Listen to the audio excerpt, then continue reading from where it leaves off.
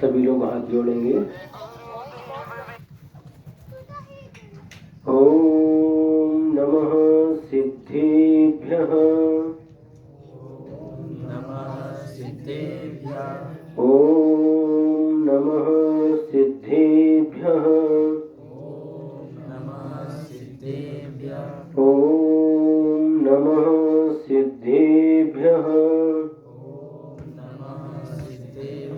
नमो अरिहन्ताणं नमो सिद्धाणं नमो आयर्याणं नमो वज्रायाणं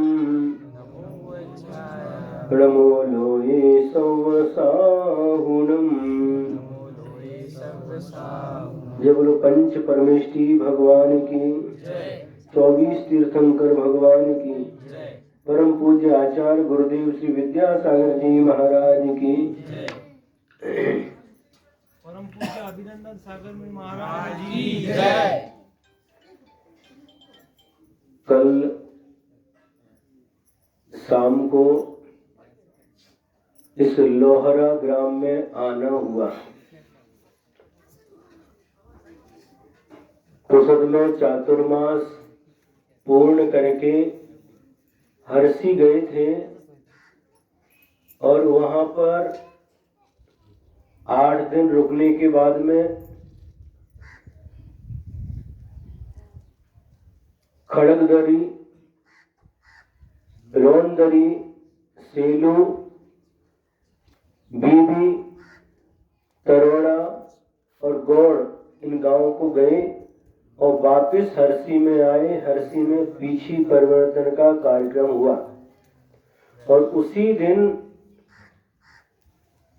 1 दिसंबर को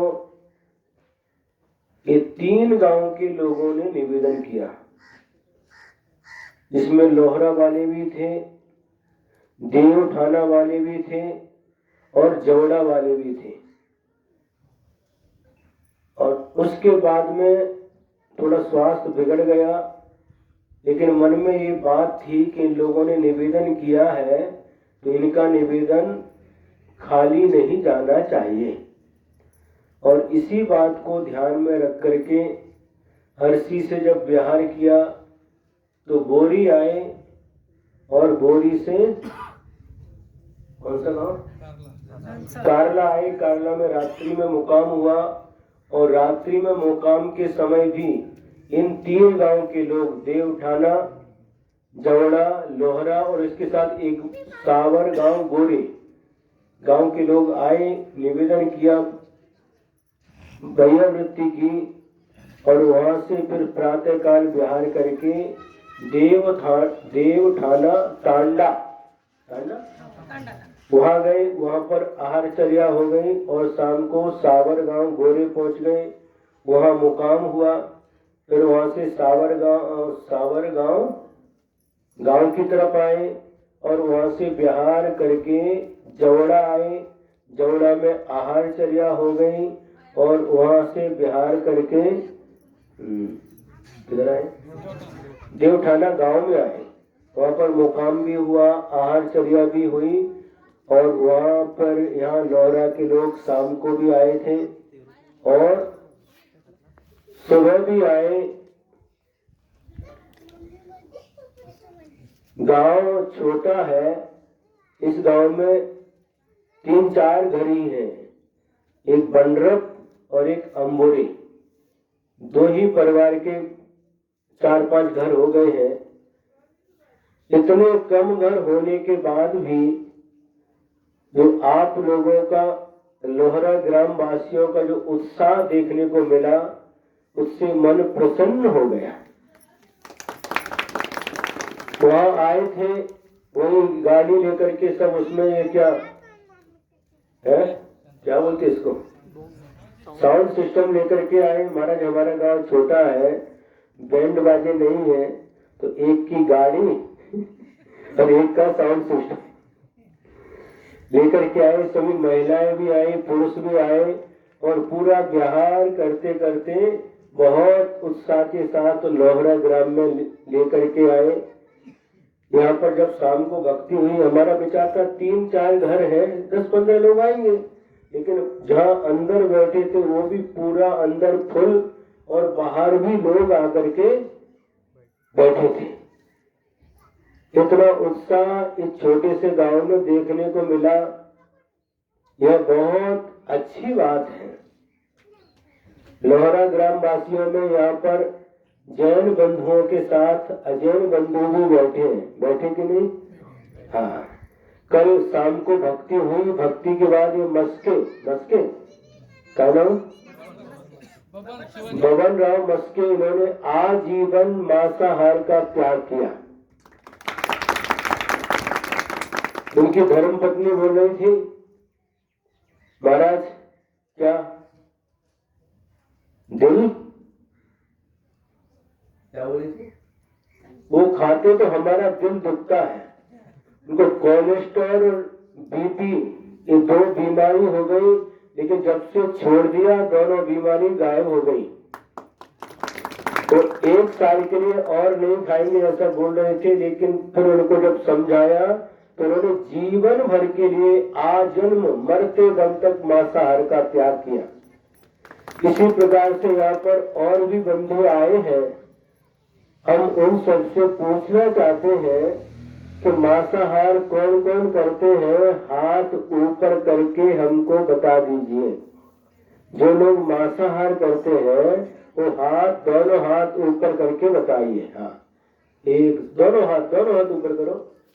1 2 3 4 5 6 7 8 9 10 ऊपर रखो। 11 12 13 14 15 16 17 लोग, जो 17 लोग जो मांसाहार करते हैं, है ना। अभी हम थोड़ा सा आपके लिए समझाने का प्रयास करते हैं। देखो, जैसे अपना जीवन है, आपको हिंदी आती है ना, हिंदी समझते हैं? तो जिस प्रकार से हमारा जीवन है उसी प्रकार से पशु पक्षियों का भी जीवन होता है। जैसे हम जीना चाहते हैं, मरना नहीं चाहते। कोई मरना चाहता क्या? नहीं चाहता। जीना चाहते हैं, मरने से डरते हैं। उसी प्रकार इस सृष्टि पर जितने प्राणी हैं सभी जीना चाहते हैं, मरने से डरते हैं। कोई भी मरना नहीं चाहता, बराबर है कि नहीं? अब उसको जबरदस्ती, जब कोई व्यक्ति मांस खाता है तो कम से कम एक प्राणी के प्राण लेना पड़ता है, एक प्राणी का मर्डर करना पड़ता है, तब मांस मिलता है। आप विचार करिए, उस प्राणी की जगह यदि हम हो और हमारे हाथ पैर बांध करके कोई हमारे गले पर चाकू चलाए तो हमें कैसा लगेगा? अच्छा लगेगा? बोलो, अच्छा लगेगा? नहीं लगेगा। जैसे आपका वो मुर्गा है, आपका मुर्गा है, मुर्गी है, भाऊ बहन है, आई वडील है, जैसे आपका परिवार होता है उसी प्रकार से पशु पक्षियों का भी परिवार होता है, उस कोमरी का भी परिवार होता है, उसके भी आई वडील है, भाऊ बहन है, मुर्गा मुर्गी, शेरी बकरी के भी इसी प्रकार से सभी प्राणियों का परिवार होता है। और जब हमारे परिवार के किसी व्यक्ति को, हमारे बच्चे को, हमारे भाई को, हमारी पत्नी को कोई पकड़ करके जबरदस्ती यदि उसके ऊपर चाकू चलाए तो हमें कैसा लगेगा? अच्छा लगेगा? नहीं लगेगा।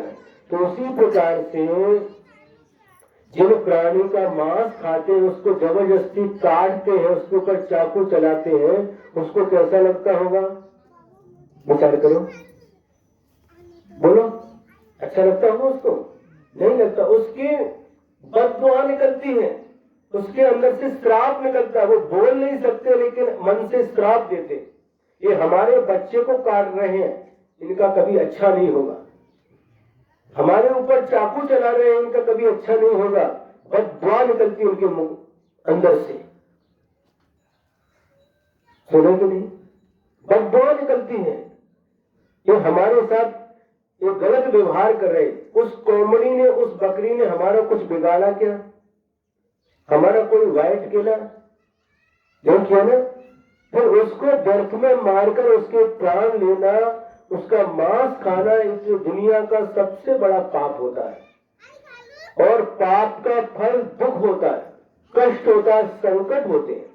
जब वो पाप फलता है, जैसे बीज बोते हैं ना, जिसका बीज बोते उसी का पौधा आता, उसी का झाड़ आता, उसी के फल लगते हैं। आंबा का बीज बोया तो पौधा किसका आएगा? आंबा का। झाड़ किसका बनेगा? आंबा का। फल किसके लगेंगे? आंबा के। और यदि कड़ू नीम का बीज बोया तो पौधा किसका आएगा? कड़ू नीम का। झाड़ किसका बनेगा? कड़ू नीम का। फल किसके लगेंगे? कड़ू नीम के। कांटे का बीज बोया बबूल का तो बबूल कांटे आएंगे उसमें। तो जैसा हम बीज बोते हैं वैसा ही फल हमको मिलता है। उसी प्रकार से यदि हम पुण्य कार्य करते हैं, जीवों की रक्षा करते हैं, तो पुण्य है, पुण्य का झाड़ आएगा और उसमें अच्छे अच्छे फल मिलेंगे।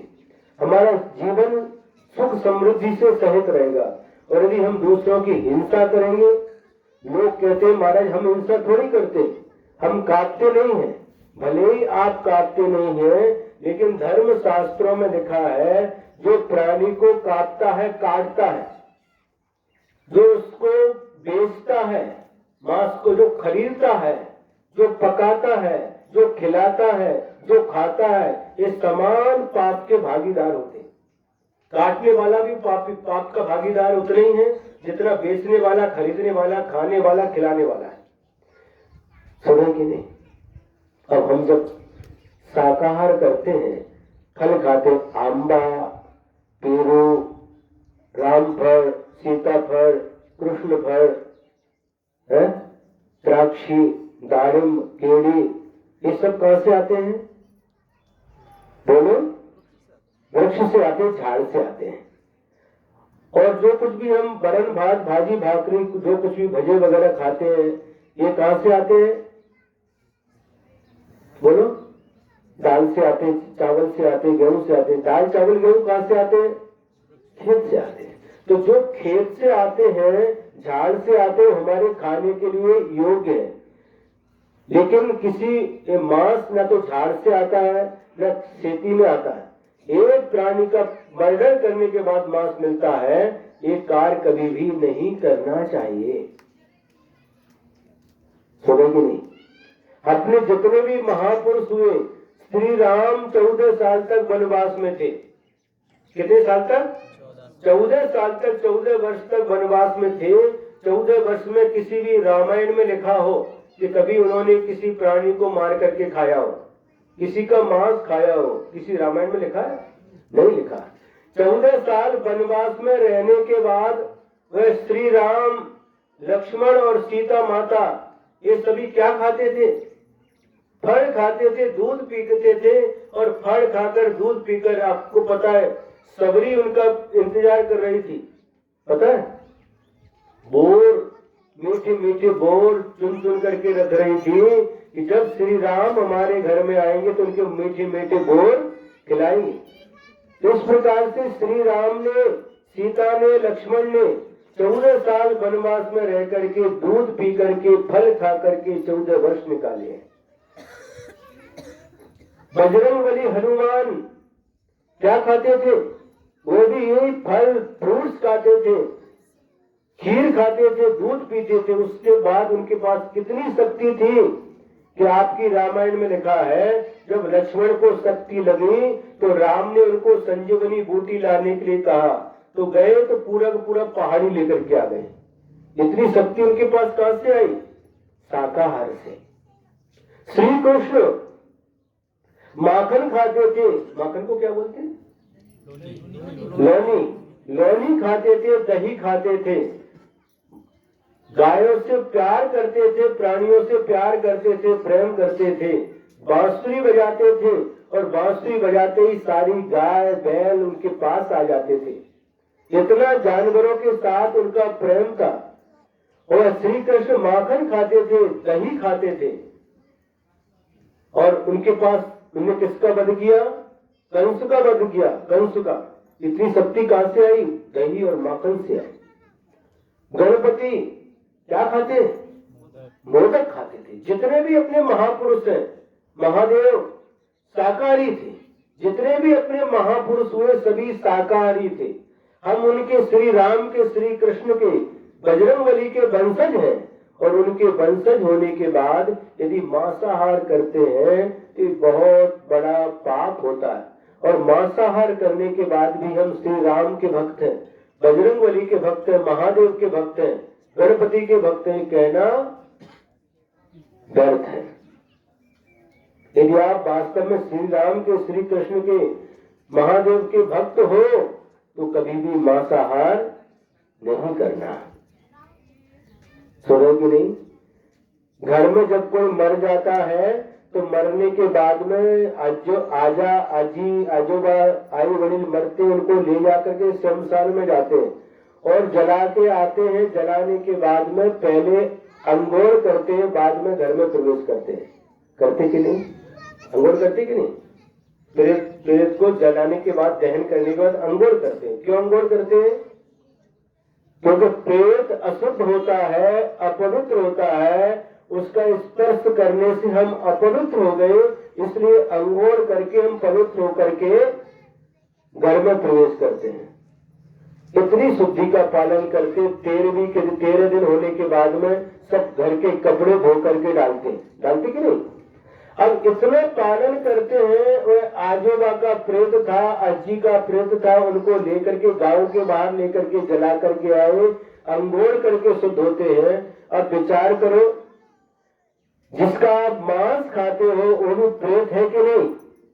कोमड़ी का प्रेत, बकरी का, शेरी का प्रेत, उसको बाजार से लेकर के घर में आ गए। इस घर के प्रेत को लेकर के शमशान में गए थे जलाने के लिए और इस प्रेत को, कोमड़ी बकरी के प्रेत को घर में लेकर के आए। घर अपवित्र हो गया, घर शमशान बन गया, क्योंकि जहां पर प्रेत आते हैं शमशान कहलाता है। और उसके बाद में उसको क्या किया?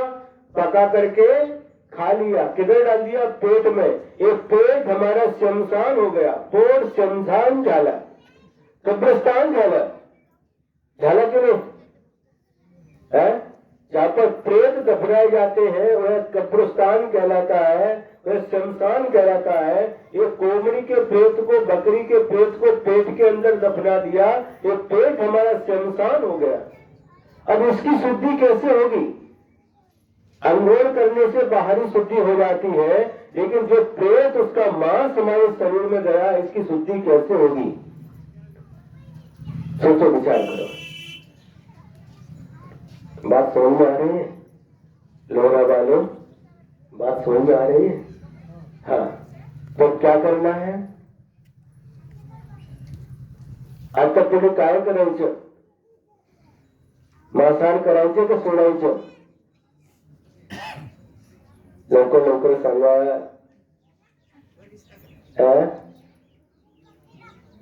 आजोबा,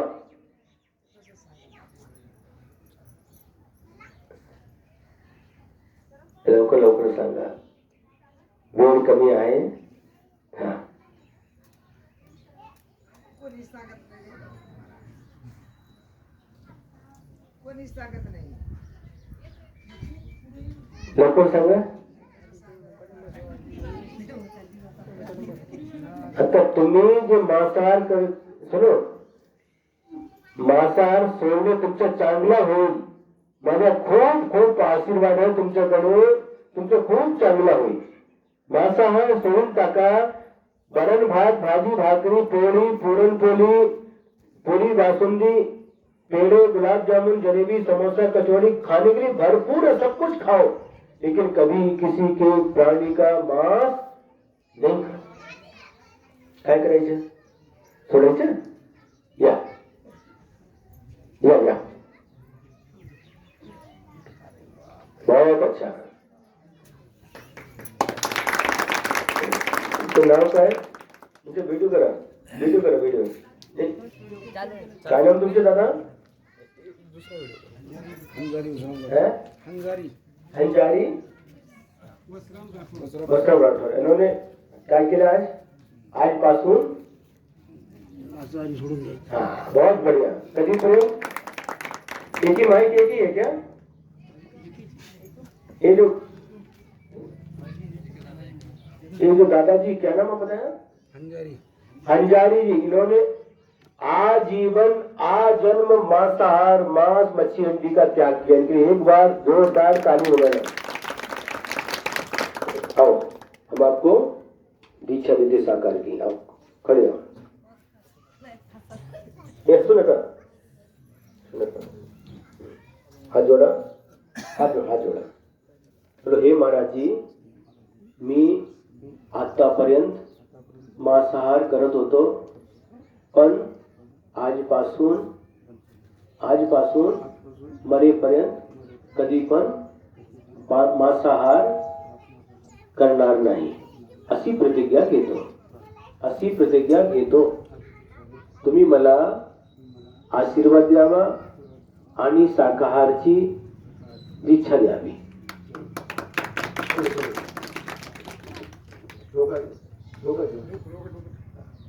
नमो अरिहंताणं नमो सिद्धाणं नमो आयर्याणं नमो वज्रायाणं नमो लोये सव्वसाहुणं येसो पंचडमो यारो सव्व पावपणाशनो मंगलाणं च सव्वेसिं परमं हवै मंगलम्। ओम ह्रीं श्रीं क्लीं ऐं अरहं बड़े बाबा अरहं नमः स्वाहा। ताली बजाने की एक बार पकड़ हुआ। हाँ दूसरा नंबर लवकर या।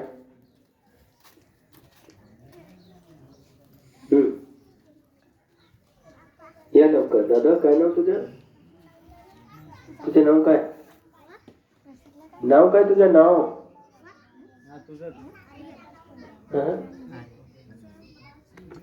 लवकर या।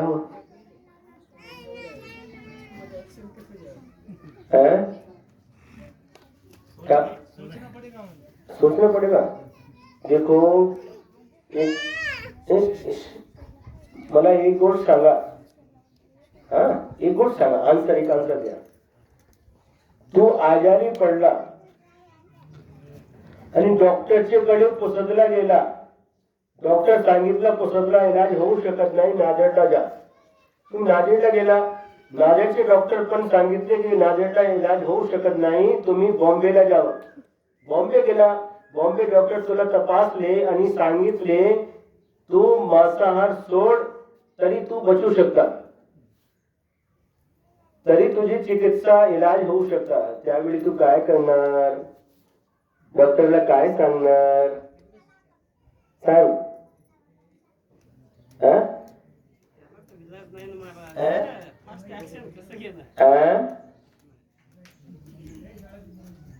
ऍक्शन घ्यायचे नाही, फक्त तू शाकाहार भरपूर जेवण करा, शाकाहारचे पदार्थ सगळे खावा, काय कमी करू नका।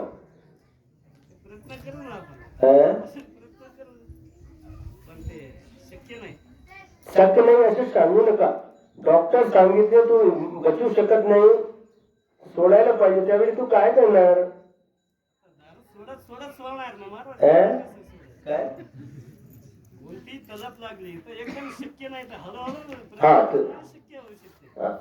नाही तलब लागली बराबर है, ते आजारी पडला तर डॉक्टर सांगे तू बचू शकत नाही, असे वेळ नाही, तू सोडला तू बचू शकत नाही, त्यावेळी तू काय करणार? वेळ लागत नाही, त्याला काय वेळ लागत नहीं। अरे जीवन प्यारा है, वो जीवन नहीं रहेगा तो क्या मतलब है? शिक्षण नहीं दिया बगैर कोई आदमी नहीं हो सकता महाराज। शिक्षण नहीं दिया बगैर कोई ज्ञानी नहीं हो सकता। हाँ बिल्कुल, इसलिए तो शिक्षण दे रहे हो ना। नहीं दिया तो कोई दीक्षा भी नहीं ले सकता।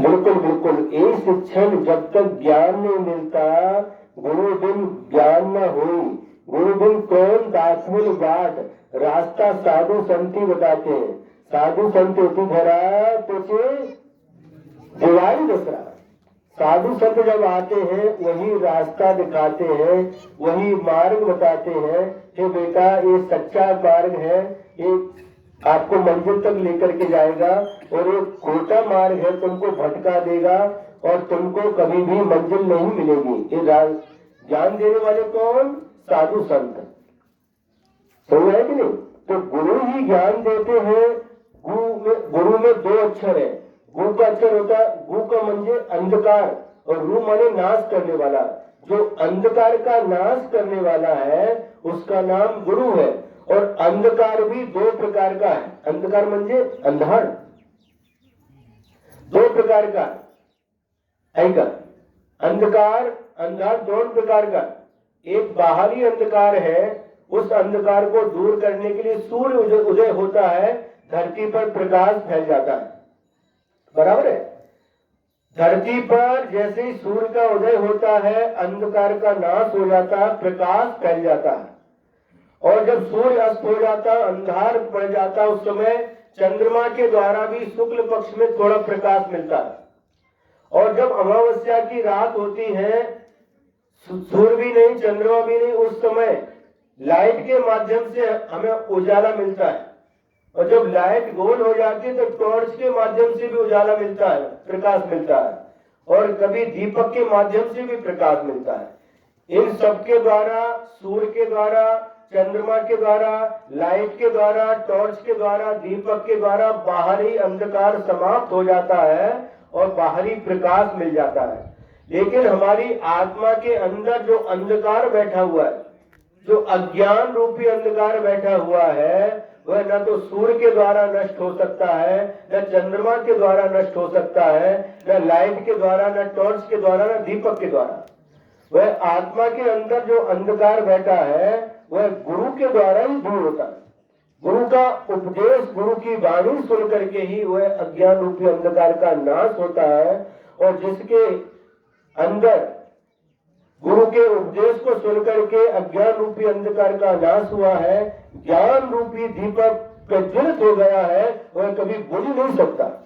बाहरी दीपक को हवा बुझा देती है, हमारी श्वास भी उसको बुझा देती है, लेकिन अंदर जो ज्ञान का दीप एक बार जलता है वह हवा के दूर आंधी तूफान भी आ जाए तो भी उसे बुझा नहीं सकता। ऐसा ज्ञान रूपी दीपक गुरु के द्वारा प्राप्त होता है। और उस दीपक में हम, उस दीपक के उजाले में हम अपना रास्ता तय कर पाते हैं कि हमें कौन से रास्ते पर चलना है, कौन सा रास्ता सही है और कौन सा रास्ता गलत है। साधु संत हमेशा सबके जीवन में गुरु रहते हैं। जिसका गुरु नहीं उसका जीवन शुरू नहीं। सबके गुरु रहते हैं और गुरु के माध्यम से हमें मार्ग मिलता है। एक छोटी सी आपको बात बताते हैं, सत्य घटना है। अमेरिका में एक व्यक्ति था। कहां पर? अमेरिका में बहुत बड़ा व्यक्ति था, बहुत सब कुछ था उसके पास में। बड़े बड़े बंगले थे, बड़ी बड़ी गाड़ियां, सैकड़ों गाड़ियां। एक बार एक गाड़ी में बैठता, एक गाड़ी में एक बार बैठता, दूसरी बार दूसरी गाड़ी चाहिए, तीसरी बार तीसरी गाड़ी चाहिए। ऐसा व्यक्ति था। धन दौलत थी, जमीन जायदाद थी, मकान बंगला था, सब कुछ था। और वो व्यक्ति बाद में लास्ट में आजारी पड़ गया, मातारा हुआ, आजारी पड़ने लगा, मरने लगा। डॉक्टर ने कह दिया कि बच नहीं सकता। उसको पूछा गया कि भैया तेरी कोई अंतिम इच्छा है क्या? जिंदगी भर कोई बात नहीं करे लेकिन मरते समय जरूर पूछते कोई अंतिम इच्छा है तुम्हारी। उस व्यक्ति से पूछा गया तुम्हारी कोई अंतिम इच्छा है? तो उस अमेरिका के उस व्यक्ति ने उत्तर दिया कि हाँ मेरी अंतिम इच्छा है। क्या अंतिम इच्छा है? क्या मेरा जो दूसरा जन्म हो वह भारत में हो, बस यही हमारी अंतिम इच्छा है। तो उस व्यक्ति से पूछा तुमने ये अंतिम इच्छा ऐसी क्यों रखी? तो उस व्यक्ति ने जो उत्तर दिया सबसे सुनने लायक है। उस व्यक्ति ने कहा कि मेरा अमेरिका में जन्म हुआ, बहुत धन दौलत हमारे पास है, बड़े बड़े बंगले हैं, गाड़ियां हैं, नौकर चाकर है, एक गिलास भी इधर उठा करके उधर रखना नहीं पड़ता, सब नौकर चाकर हाथों पर काम होता है, सब कुछ है। मैंने पैसा कमाया, धन दौलत कमाई, नाम कमाया, यश कमाया, शोहरत कमाई, सब कुछ मेरे पास में है, लेकिन मेरे जीवन में एक कमी रह गई। क्या? मेरी जिंदगी में एक कमी रह गई और आखिरी तक मुझे परेशान करती रही, आखिरी तक खलती रही। कौन सी कमी? मेरे पास सब कुछ था लेकिन मेरे जीवन में मेरा कोई गुरु नहीं मिला जो मुझे सही रास्ता दिखाता, सही रास्ते पर मुझे चलाता। मुझे कोई गुरु नहीं मिला। ये शुरू से लेकर आखिरी तक मेरे जीवन में एक कमी रह गई और मैंने इसलिए अंतिम इच्छा प्रकट की कि मेरा जन्म भारत में हो। भारत में जन्म होगा तो मुझे कोई एक सद्गुरु मिलेंगे जो हमें ज्ञान का प्रकाश देंगे और सही रास्ते पर चलाएंगे, अज्ञान के अंधकार को दूर करेंगे और सही रास्ते पर हमें चलाएंगे। ऐसे गुरु हमें भारत में मिलेंगे। इसलिए मेरी अंतिम इच्छा है कि मेरा अगला जन्म भारत में हो। तुम्हारा पुण्य है, भारत में तुम्हारा जन्म हुआ है और भी ज्यादा पुण्य इकट्ठा हुआ तो आपके गांव तक आपके पुण्य ने जैसे लोहा चुंबक लोहा को खींचता है, उसी प्रकार इस लोहरा ग्राम के लोगों के पुण्य ने मुझे लोहरा तक खींच कर लेकर के आए।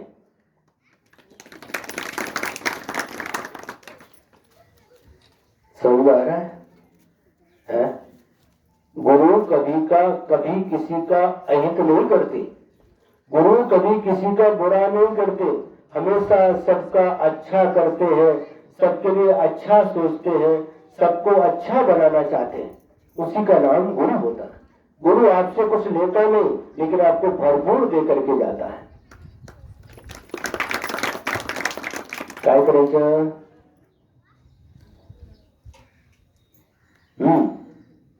वो डाली वाले भाई काय करायचं सांगा? आता वेळ कमी आहे तो पुढच्या पुढे प्रवास करायचा आहे। क्या नाम है आपका? है लखन। वाह, राम के भाई Lakhan. My name is Lakhan. बहुत अच्छा। काय करायचं?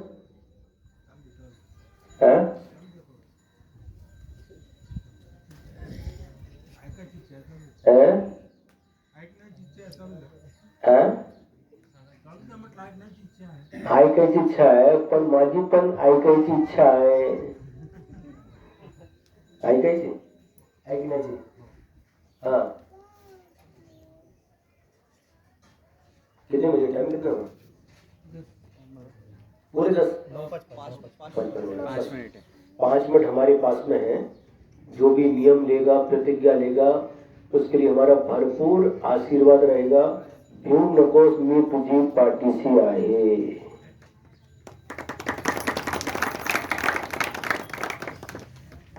लवकर नियम घ्या, तुमचं चांगलं आहे। माझ्या काय मी आलो, मी जाणार, तुमचं चांगलं आहे। तुमच्या चांगल्यासाठी मी सांगतो। लखन,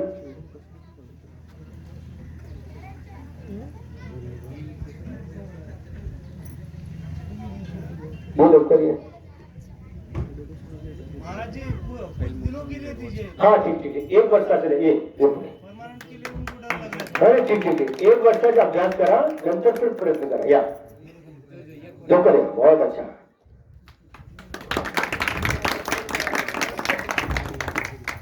बहुत अच्छा, 1 वर्ष के लिए ठीक है। नमस्कार। हे महाराज जी, मी आज तुमच्याकडे प्रतिज्ञा घेतो की आजपासून 1 वर्षपर्यंत मी मांस मच्छी अंडी खाणार नाही, दुसऱ्याला खाऊ घालणार नाही। या प्रतिज्ञाचा मी पालन करणार। कधी पण प्रतिज्ञाला मोडणार नाही। बहुत अच्छा। 1 साल के लिए इन्होंने त्याग किया, ताली बजाने के लिए। और 1 साल के बाद ही प्रयत्न करना, 1 साल का तो पक्का पालन करना, उसके बाद प्रयत्न करना। ठीक। नमो अरिहंताणम, नमो सिद्धाणम, नमो आयर्याणम, नमो वज्रायाणम, नमो लोये सव्वसाहुणम। ईसो पंचनमो यारो सब पावपनाशनो, मंगलाणं च संवेशं परमं हवै मंगलम्। ओम ह्रीं श्रीं क्लीं ऐं अर्हं बड़े बाबा अर्हं नमः स्वाहा।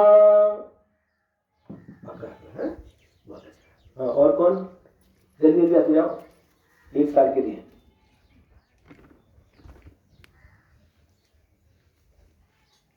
जल्दी जल्दी उठो, वेळ नाही।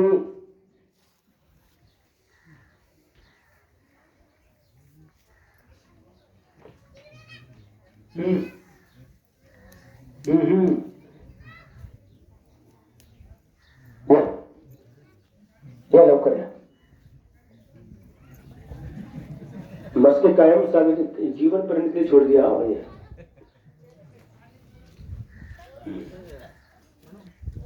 कब तक के लिए छोड़ना? कब तक के लिए छोड़ना? किती दिवसांसाठी सोडायचं तुम्हाला? कायम सोडायचं आजन्म किती वर्षासाठी तर कायम आजन्म। वाह, बहुत अच्छा। आपका नाम क्या है? एकनाथ गुड़वे। अभी महाराष्ट्र के सीएम थे ना एकनाथ। हाथ जोड़ो। हे महाराज जी, हे महाराज जी, मी आतापर्यंत मांसाहार करत होतो, पण आजपासून मरेपर्यंत कधी पण मांस मच्छी अंडी खाणार नाही, मांसाहार करणार नाही, अशी प्रतिज्ञा तुमच्याकडे घेतो। या प्रतिज्ञाचा मी मरेपर्यंत पालन करणार। तुम्ही मला आशीर्वाद द्यावा आणि आजन्म शाकाहारची दीक्षा द्यावी। मोड़ना नहीं, कभी तोड़ना नहीं, नियम को पक्का रखना 100%। नमो अरिहंताणं, नमो सिद्धाणं, नमो आयर्याणं, नमो वज्रायाणं, नमो लोये सवसाहुणं। एसो पंचडमो यारो सर्व पावपनाशनो, मंगलाणं च संवेसिं परमं हवै मंगलम्। ओम ह्रीं श्रीं क्लीं ऐं अर्हं बड़े बाबा अर्हं नमः स्वाहा।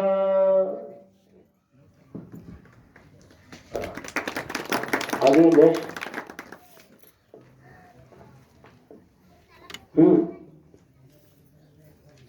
नेक्स्ट लवकर लवकर उठा। हाँ, और कौन में मस्के बताओ ना, तुम कौन कौन है और उठाओ एक एक को।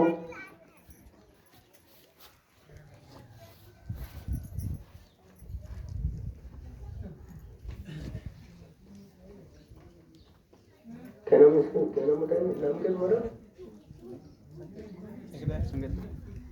नाम का नाम लखन के आगे में बैठे, लखन के आगे विठ्ठल रुक्मिणी। ए वाडा विठ्ठल, जेवढा शक्य तेवढं करा, जसे जेवढं शक्य तेवढं करा। देख बघा, 6 महिना पाहिजे। ऐका ऐका ऐका, 6 महिना पाहिजे, 4 महिना, 3 महिना, जेवढं शक्य तेवढं करा, आपली शक्ती अनुसार करा।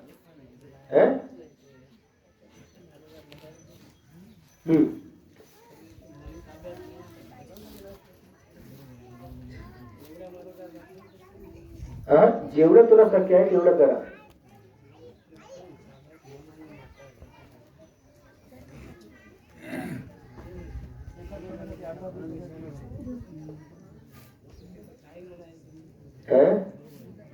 मी पण नियम घेत नाही म्हणाले।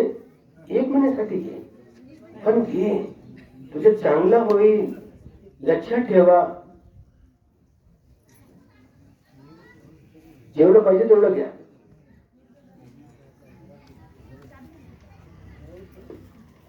नियम से डर रहे, छोड़ेंगे लेकिन नियम से डर रहे। हाँ, आ जा, बहुत अच्छा। महाराज जी, मी एक सांगतो की आम्ही सामान्य माणसांना कसं वागायचे याची आम्हाला उपदेश करा।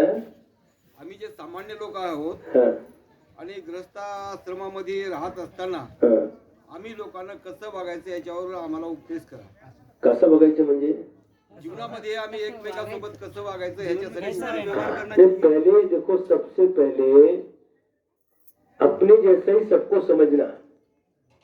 जैसे हमारा जीवन हमें प्यारा है, उसी प्रकार से सृष्टि पर रहने वाले सभी प्राणियों को अपना जीवन प्यारा होता है।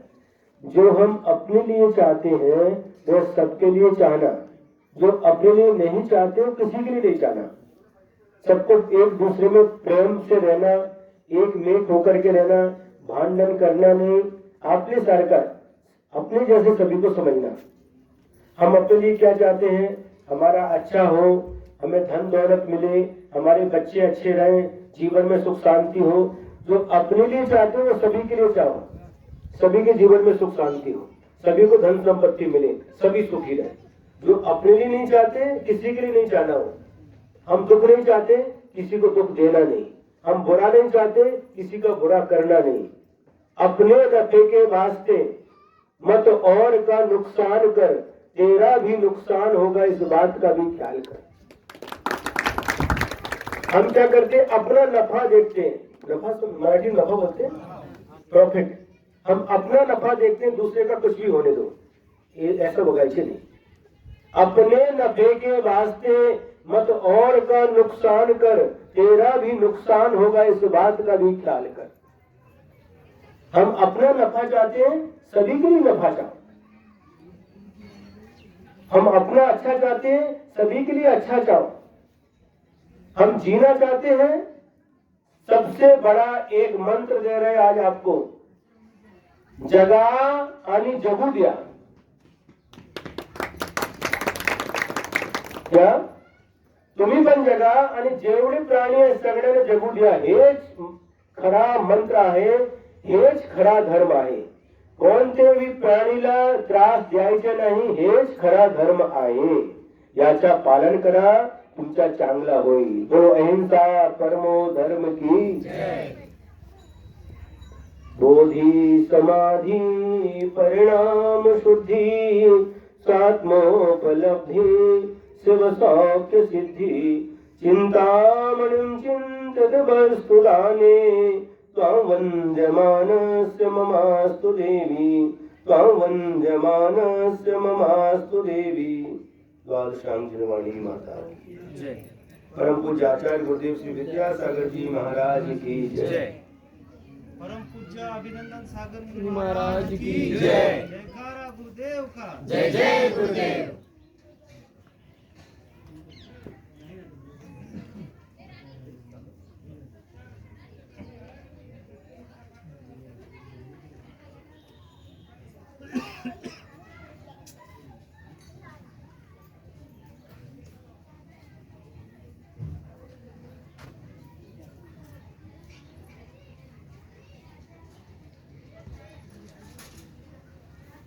हमारे 2 मिनट गांव के सरपंच बोलना हाँ चाहते ठीक है। हैं। हाँ, मी त्यांना विनंती